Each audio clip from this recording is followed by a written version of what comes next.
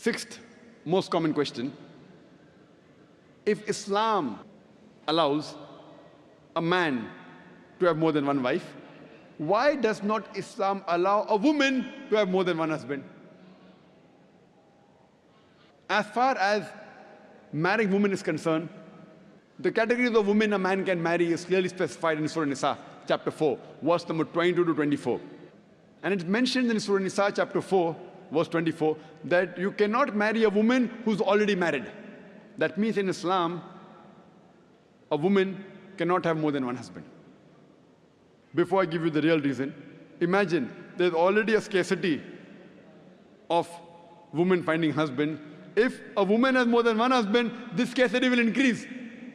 It will multiply the problem.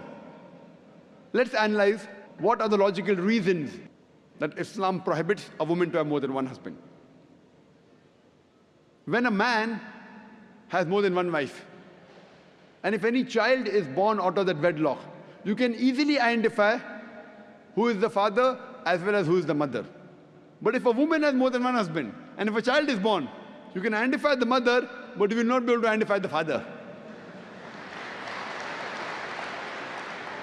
And if you go to admit that child in school, and if they ask you what is the name of the father, you may have to give two names. And today psychology, they tell us that identifying the parents is very important for a healthy childhood, especially the identity of the father. If you cannot identify the parents, the child has a lot of mental trauma.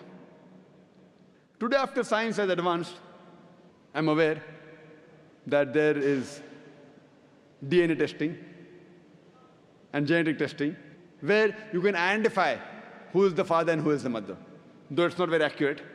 But even if I agree that maybe after a few years it becomes accurate, yet it has happened recently. All these years it wasn't there. And this is not the only reason why a woman is not allowed to have more than one husband. There are various other reasons. For example, today science tells us that a man is more polygamous in nature as compared to a woman.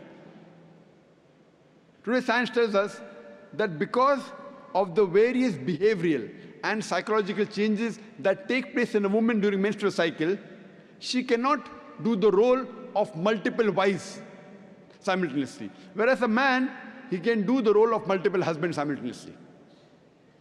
Furthermore, if a woman has more than one husband or more than one sexual partner, and if all of them are loyal to each other, yet there are high chances that venereal diseases and sexual transmitted disease will emerge, and it can be retransmitted back to the man.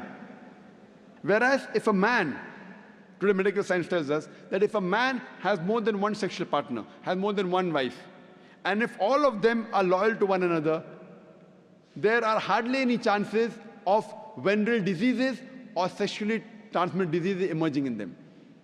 So scientifically also, and medically, it's no problem for a man to have more than one wife, but it's problematic for a woman to have more than one.